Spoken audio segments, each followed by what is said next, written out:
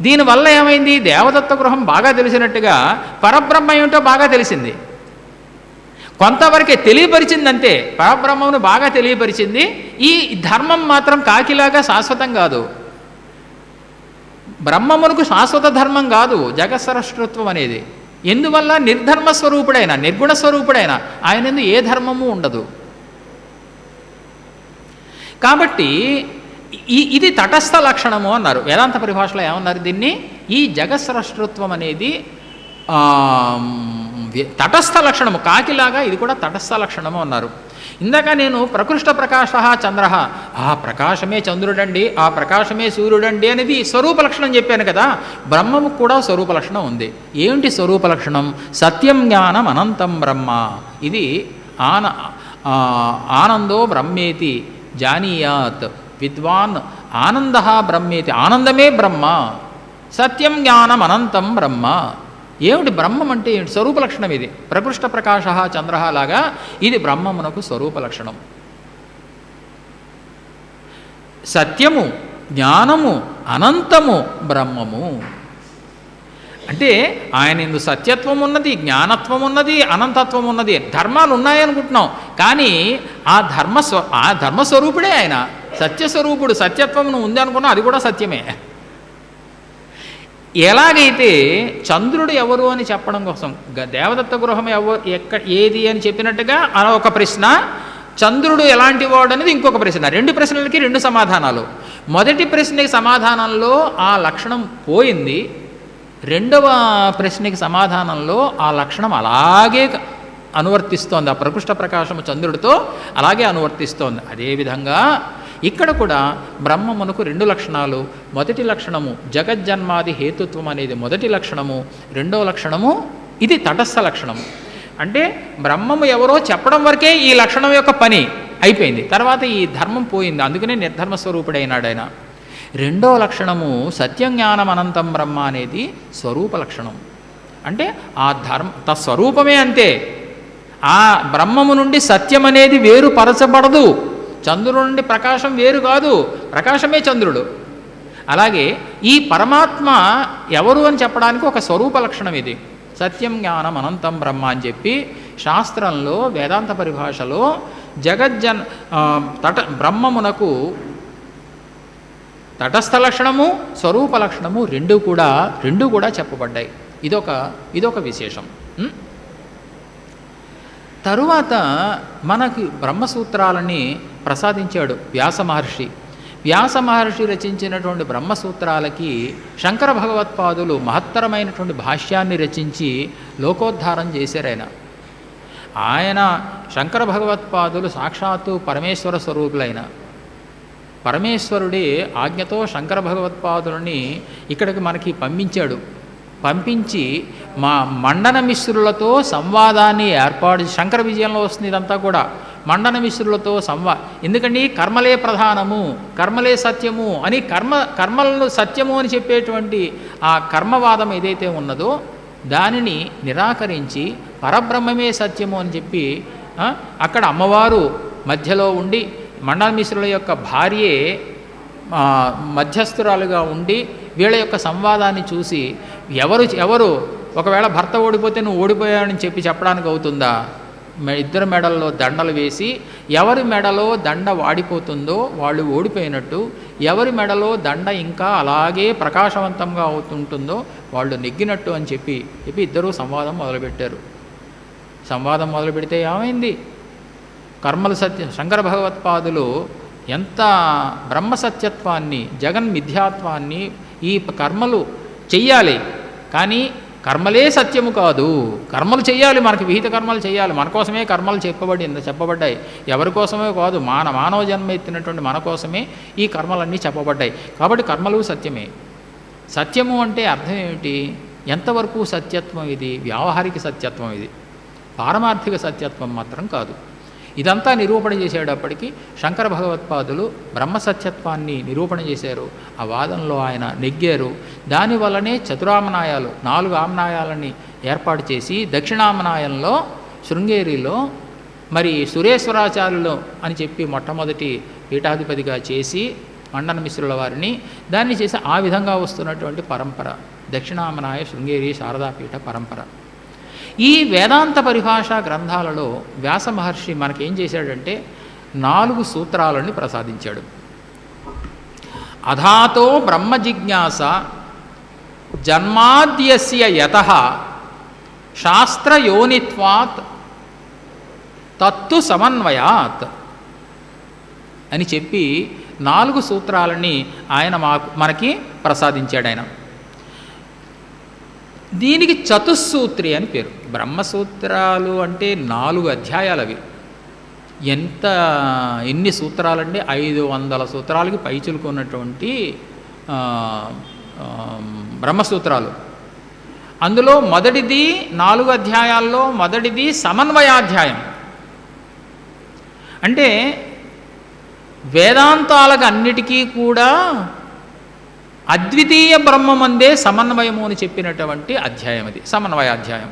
ఎందుకంటే ద్వైతులు ఏం చేస్తారంటే ఈ ప్రపంచము సత్యమే, జీవుడు వేరు, పరబ్రహ్మ వేరు, జీవేశ్వర భేదాన్ని అంగీకరించినటువంటి వాళ్ళు ఆ ద్వైత మతాన్ని నిరాకరించడానికి, అద్వైత మతాన్ని స్థాపించడానికి శంకర భగవత్పాదులు ఈ బ్రహ్మసూత్రాలకి ప్రస్థానత్రయము అంటారు.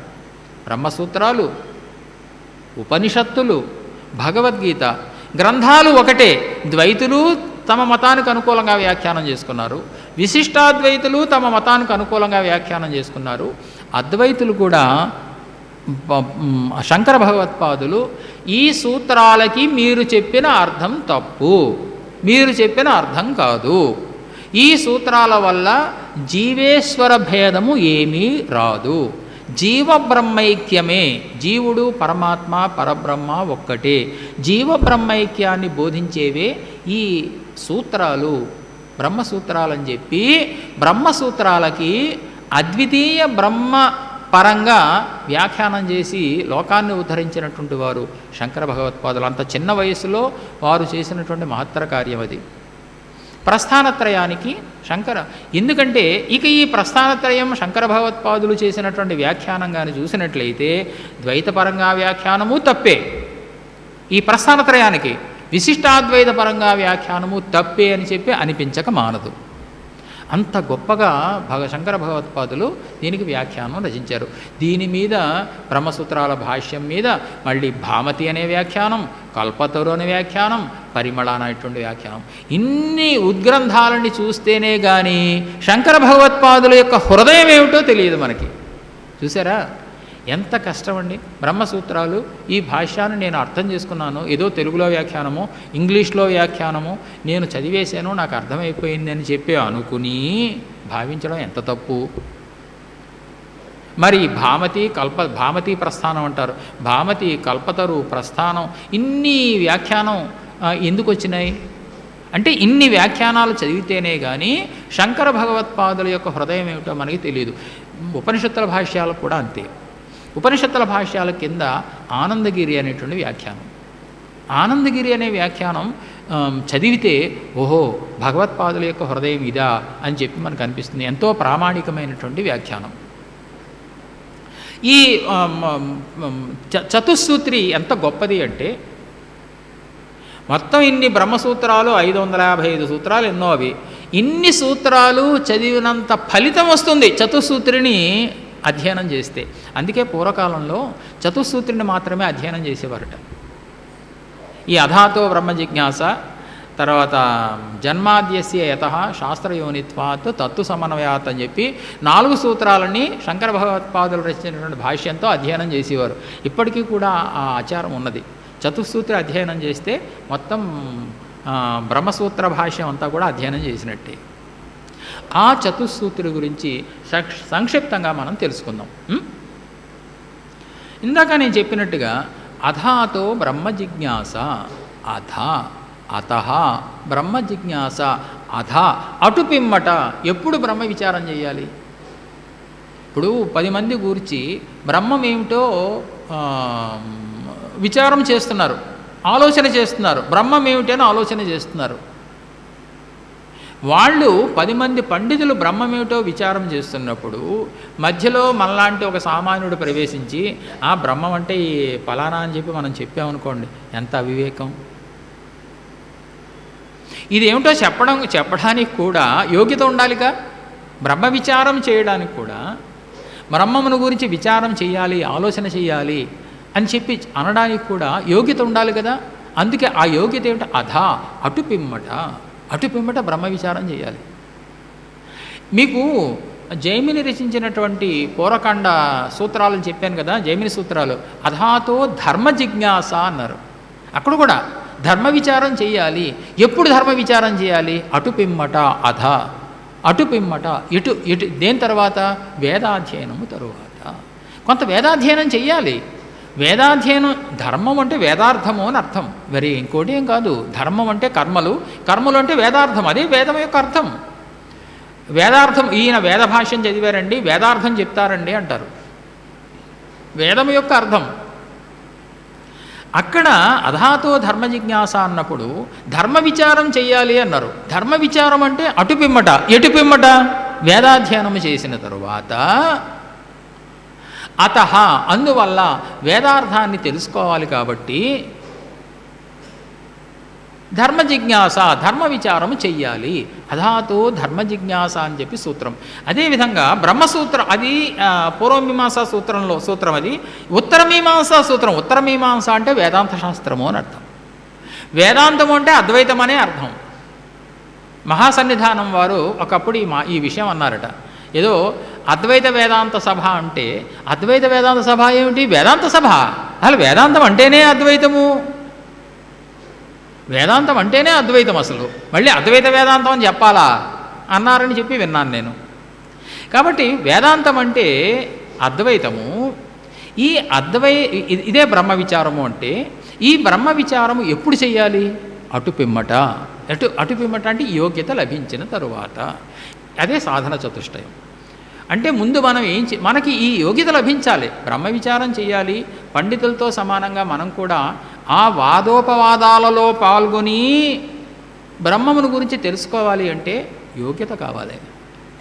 ఆ యోగ్యత ఏమిటి? ఇందాక నేను చెప్పాను కదా, నిత్యానిత్య వస్తు వివేకము. ఇప్పుడు యోగ్యత అంటేది 100కి 100% లభించిందని కాదు. 100కి 100% లభించాలి అంటే ఇంకా అయిపోయినట్టే, జీవన్ముక్తుడు అయిపోయినట్టే. అంటే ఏమిటి అర్థం? మనస్సు అటు వెళ్ళడానికి ఉద్యుక్తం కావాలి. ఇప్పుడు బ్రహ్మ విచారానికి వెళ్ళాం, టైం అయిపోతుందండి, ఇంటికి వెళ్ళిపోవాలి, నా భార్య నా గురించి ఆలోచన ఎదురు చూస్తూ ఉంటుంది, భోజనం కోసం వెళ్ళిపోవాలి, మీకు సెలవండి, రేపు మళ్ళీ వాదోపాదాల్లో పాల్గొంటానే, వెళ్ళిపోతానే అని బ్రహ్మ విచారంలో లేచి మధ్యలో వెళ్ళిపోయాడు వాడు. ఏమి యోగ్యత లభించింది? అసలు అవన్నీ గుర్తుకు రావచ్చా? బ్రహ్మ విచారం చేసేటువంటి వాడికి అవన్నీ గుర్తుకు రావచ్చా? అంటే ఏమిటి? నువ్వు దీనికంటే అది దాని ప్రాధాన్యం ఇచ్చావుగా. అమ్మ లేకపోతే తిడుతుంది, కొడుతుంది, ఏమో ఎంత భయం సమయానికి ఇంటికి వెళ్ళకపోతే. కాబట్టి అంటే ఏమిటి? నువ్వు బ్రహ్మమును గూర్చి విచారము చేసే యోగ్యత ఎక్కడ లభించింది అంటే దానికి ఎంత యోగ్యత లభించాలి? అదే ఏమన్నారు? సాధన చతుష్టయం, నిత్యానిత్య వస్తు వివేకము, ప్రధానంగా శమదమాది సాధన సంపత్తి అన్నారు. అక్కడే విశేషం ఇంద్రియ నిగ్రహం కావాలి. నీవు ఇంద్రియాలని నీ స్వాధీనంలో ఉంచుకోవాలి. నువ్వు బాహ్య విషయాలు నీకు ఎందుకు గుర్తుకొస్తే రావాలి? Thanks for watching. Please comment, like, share and subscribe our channel.